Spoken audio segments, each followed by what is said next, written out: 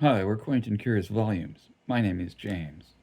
It's Friday, but no Friday reads today, because I've just been reading the same. Well, okay, look, I finished reading uh, How Proust Can Change Your Life. It's pretty good. It's short. Um, and I've been reading, a bunch of Chekhov because it's Chekhov Ember. So this uh, this video is going to be largely sort of a part two of my talk on the cherry orchard, because I realized in answering some comments and thinking about it, I have more to say about the cherry orchard. Now, some of my friends on the our Voxer chatter are finding that they don't get along that well with Chekhov, at least on the page. And as I discussed a little bit in my last video, this is a play that it really helps to see performed, to get some of the humor, to kind of pin some, have a picture to pin your imagination on with these characters. Otherwise, it's a lot of talk. But your mileage may vary. And what a bunch of characters there are. So I'm going to go through some of these characters, give you some thoughts on them. So the main character is Mrs. Lyuba Ranevsky, or Madame Ranevsky.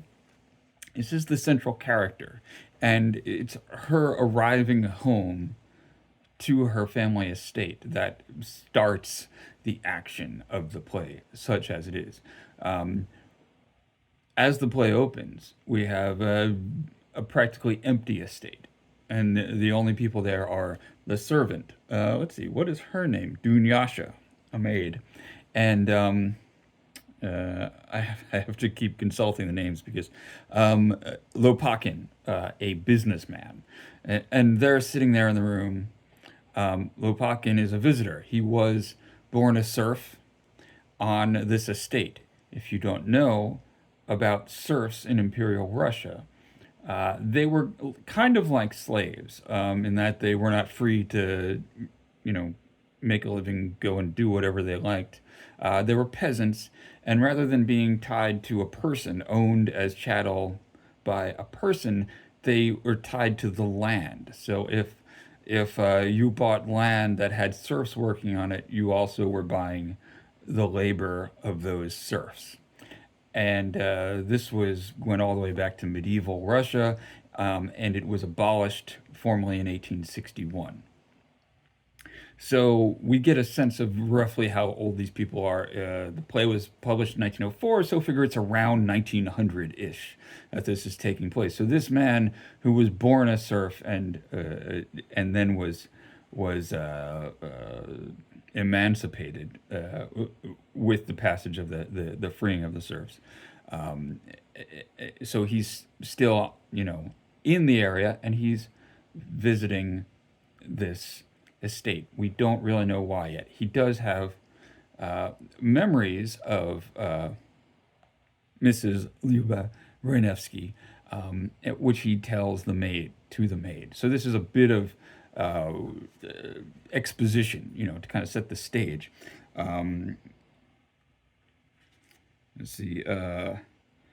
She was always such a nice woman, unaffected and easy to get on with. I remember when I was a lad of 15 and my father, he's not alive now, but he kept the village shop in those days, punched me in the face and made my nose bleed.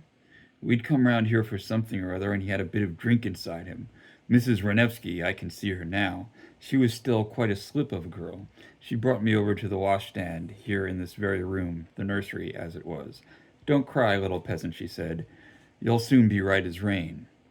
Little peasant, it's true my father was a peasant, but here I am in my white waistcoat and brown boots, barging in like a bull in a china shop. The only thing is, I am rich. I have plenty of money, but when you really get down to it, I'm just another country bumpkin.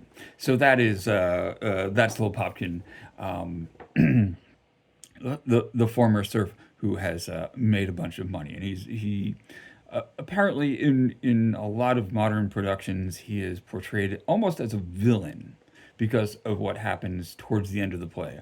Although he always seems to be wanting to help these people out. He really does do all he can to give them good advice, honest, good advice. But he's sitting in their parlor waiting for Renevsky and her party to arrive. They're coming from the train. It's about 2 in the morning when when this play opens. It's kind of a strange liminal period because as what is his name, Yippee Hodov remarks later on, the cherry blossoms are blooming, but there's still frost outside. So it's, well, we know that it's springtime, but it's also a change in the time. Is it becoming day? Is it becoming night? Over the course of this first act, we'll have various characters who are waking up for the day, and other characters who are going to bed, all within the space of the 20 minutes that this act is performed. They arrive from the train station. A great big group of people come in.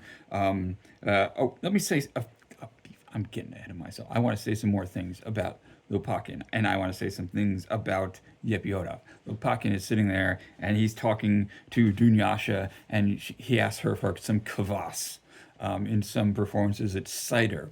In any event, it's a low alcohol beverage, kind of a peasant's drink made of grain, not quite beer, but sort of a sour peasant's beer, and he drinks that.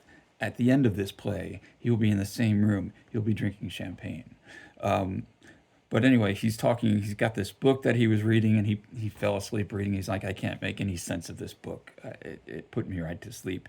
And Yepihodov comes in. Yepihodov is a clerk who is employed by the estate. He's very confusing. He's also a reader. He tells us that he reads all kinds of philosophy books, and he doesn't know if he should be an existentialist or if he should just shoot himself with his pistol. But it's also apparent that he is in love with Dunyasha, the maid.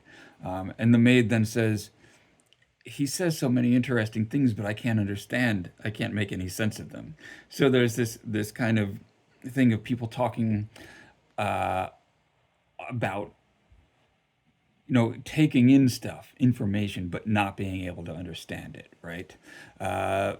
Later on, after the people have come in, we meet this big cast of characters. So we have Madame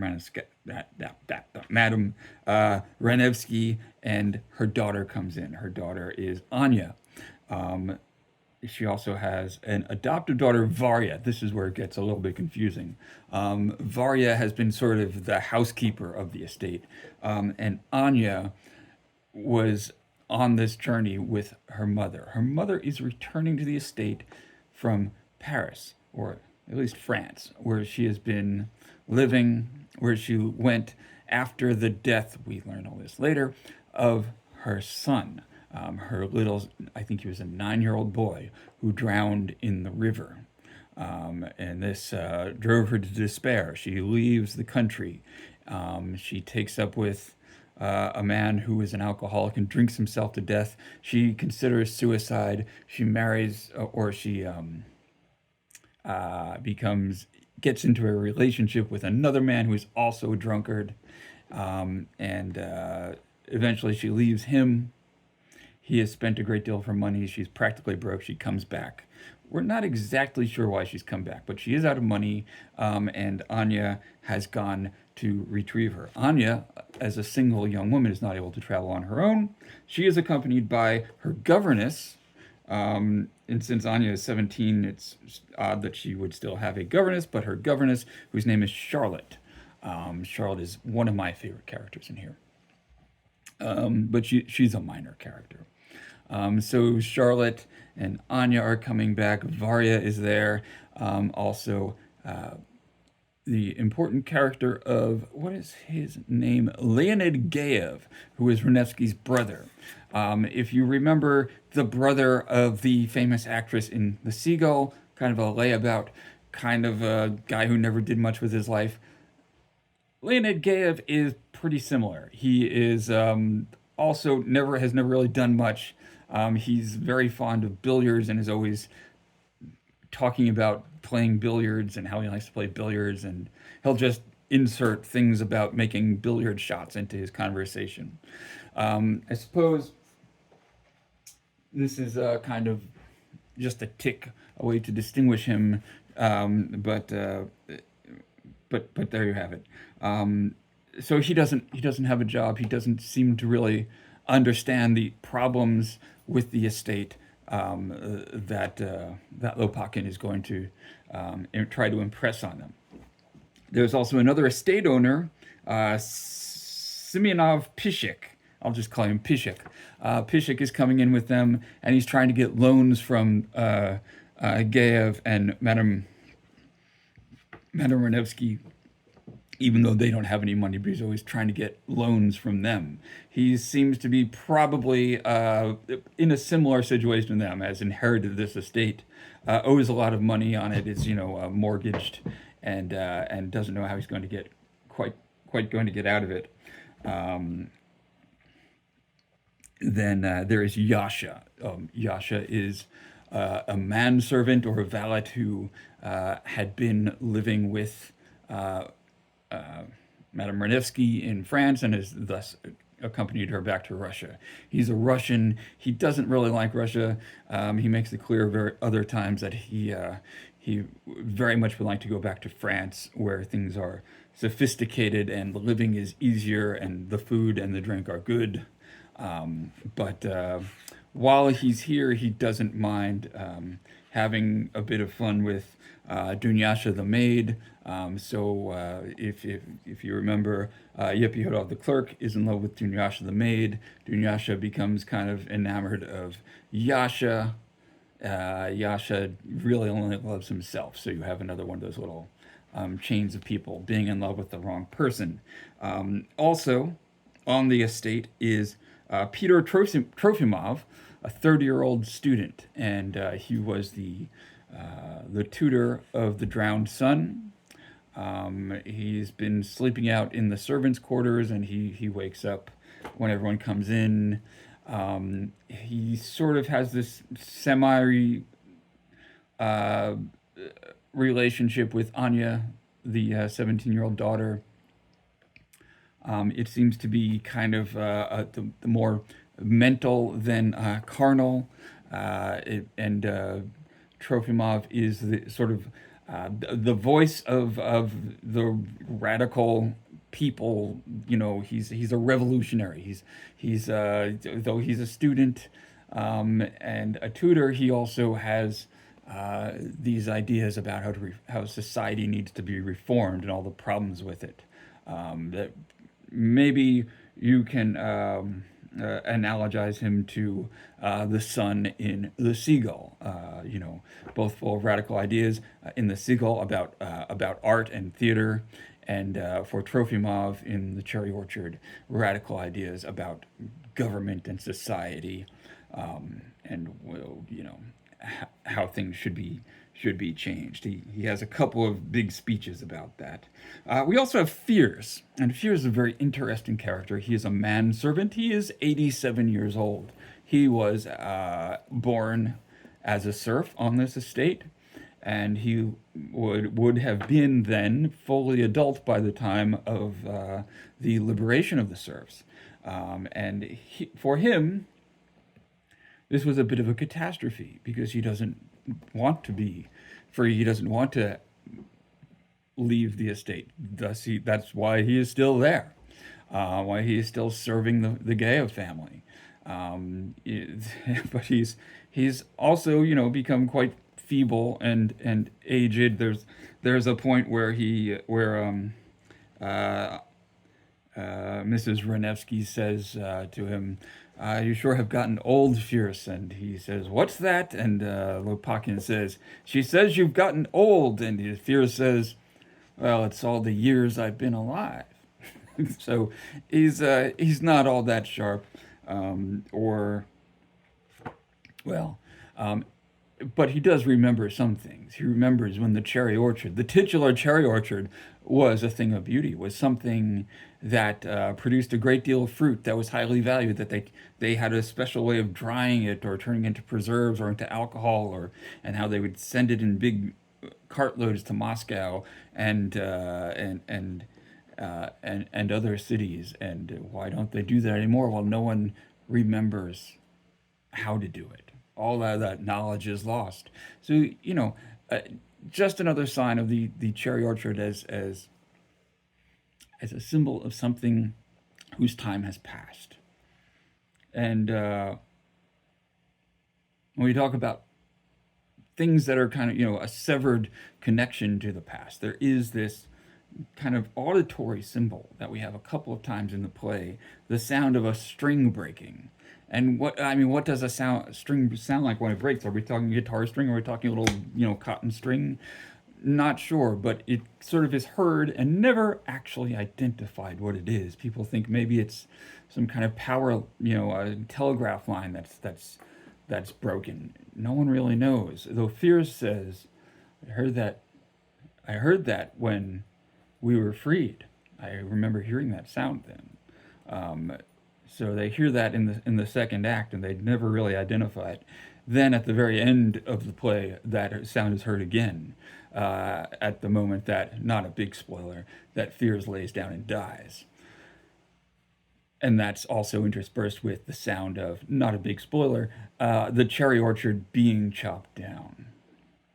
But anyway, these are a few more thoughts that I had about this. Okay, let me talk about Charlotte, the governess character. Um, she sort of has the best lines in Act Two, or at least in the beginning of Act Two. Beginning of Act Two is kind of humorous. Towards the end, it becomes sadder, but it opens with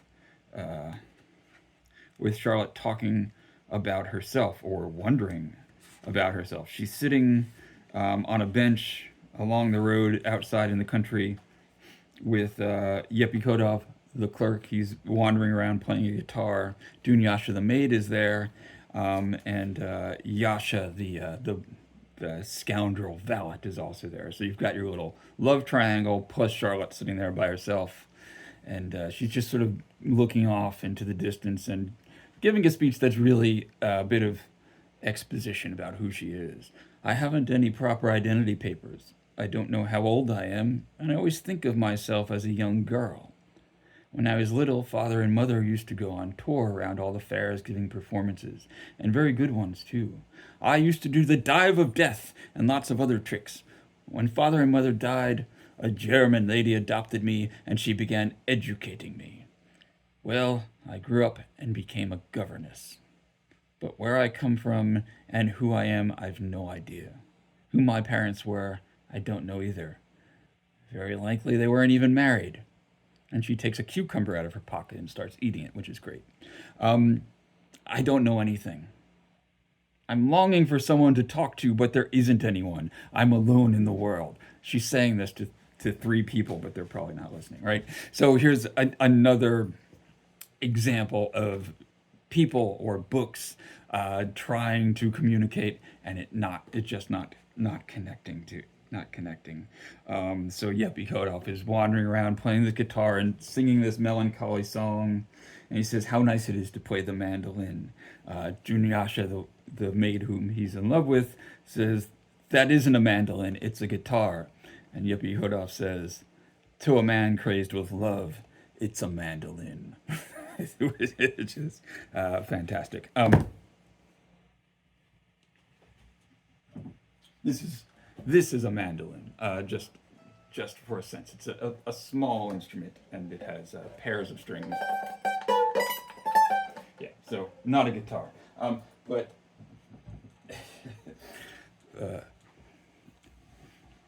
to a man crazed with love, anything is a mandolin, I suppose.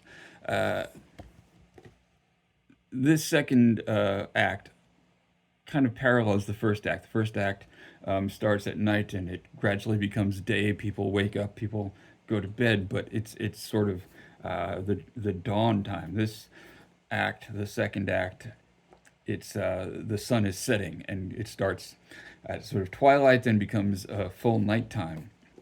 Eventually, most of the other characters come through and pass by this bench. And Lupakin comes, and Madame Ranevsky and Gaev come. They've just been having lunch. Gaev says a bunch of things about how they're going to get a bunch of money from their aunt, who was a countess, and Lopakin is like, "There's the only way for you to save this estate is to chop down the cherry orchard." He's told them this already. Chop down the cherry orchard and rent it out for dashas, for summer houses.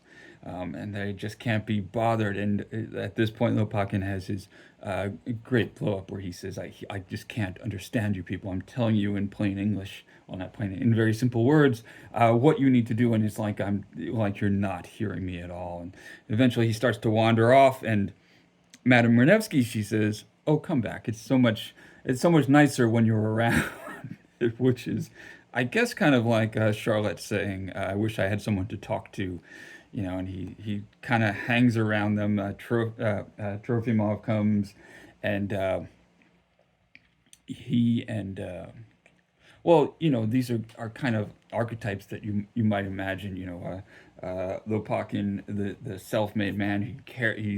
He's worked really hard. He's made a lot of money.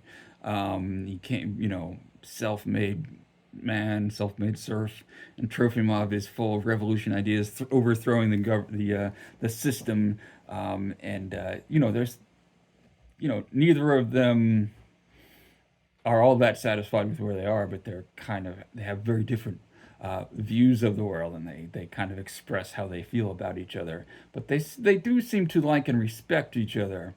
Um, but they can't both have what they want ultimately. Uh, then Anya comes along, Fears comes along. Uh, Something interesting. This is the scene with the pistol where Yepi Kodov says, "I'd like to draw your attention to the fact that I have a pistol. I carry it with me everywhere." And in some productions, he like sticks it in his mouth and then puts it in his pocket, and you know. So if you know the famous Chekhov quote about guns, you're like, well, we know what's going to happen there. And then um, Leonid Gayev is saying that he's been offered a job working in a bank for 6,000 rubles a year. And Gayev has been saying that he's going to get money from generals or from his aunt, and it's going to save everything over and over again, and nothing ever happens with it. But this turns out to be Chekhov's job offer, because at the end of the play, he's like, "Yep, I'm going to work in this bank." So, yes, if a job offer is mentioned in Act Two, someone is going to take it in Act Four, right?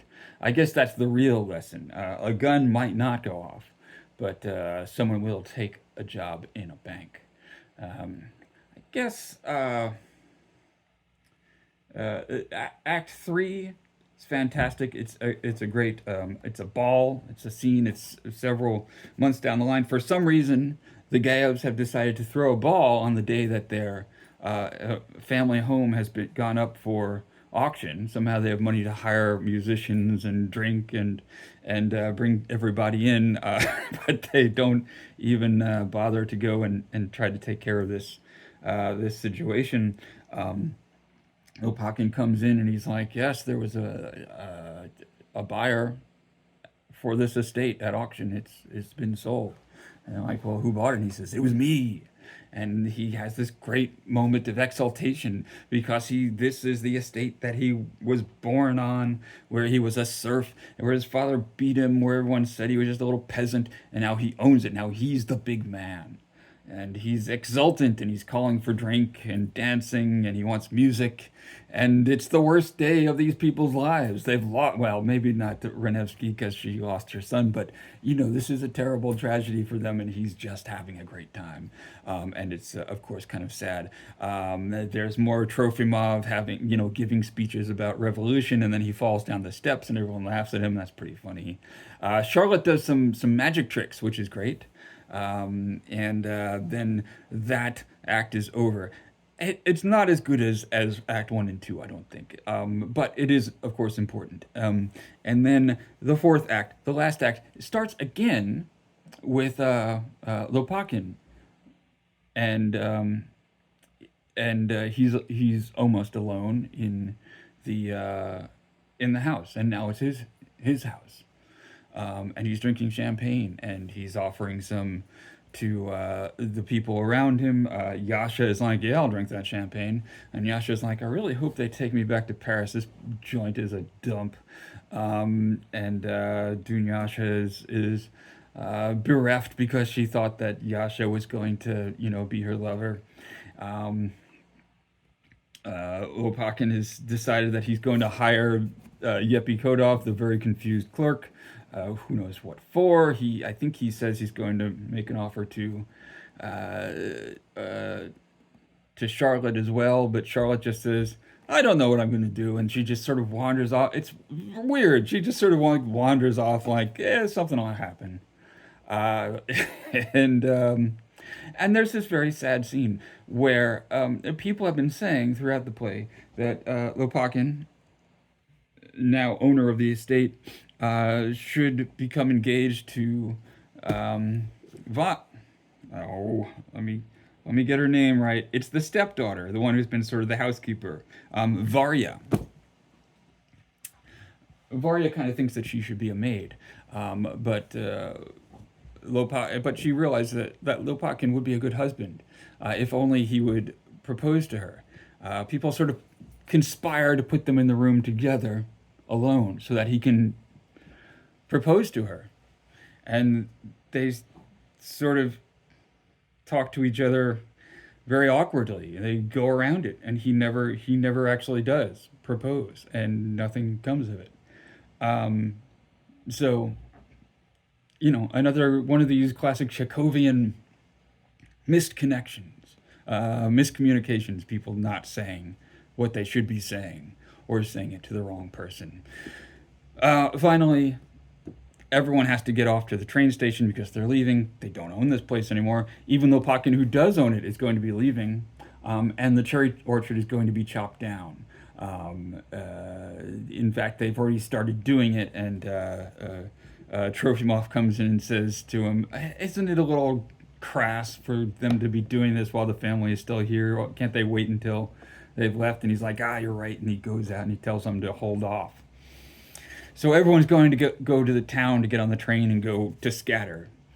It's started with an empty house, and everyone sort of converges on it.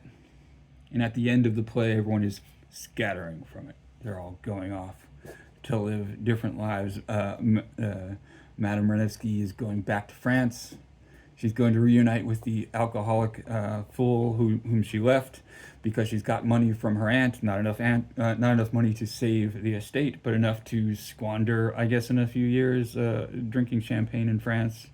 Uh, and it's kind of sad, but it is the passing of a way of life, and we hear that string breaking again, and everyone leaves except for Fears, who has been forgotten. Someone mentioned that he was going to be taken to the hospital in the morning before they left, but no one really thought about it. And so the house is all shut up. They lock the doors, and he comes in saying, "Where is everybody?" And he hears the string break, and he dies. He lays down and calls himself good for nothing, lazy, dies reproaching himself like a slave. It's very sad. And then you hear the axes chopping down the titular cherry orchard. I can't recommend this play enough. If you can tolerate that kind of misery, um, if you, but I also really recommend that you watch a version at least of the first act before you read it, to get kind of a sense. But that is what I have to say about the Cherry Orchard. I have been going on for a ridiculous amount of time. I'm sorry, but here we are at the end of another time, maybe another end of a way of life, maybe another string breaking. Maybe you hear it yourself. Um, don't know, but hope you're doing well. Hope you're taking care of yourself. And thank you for watching. Bye.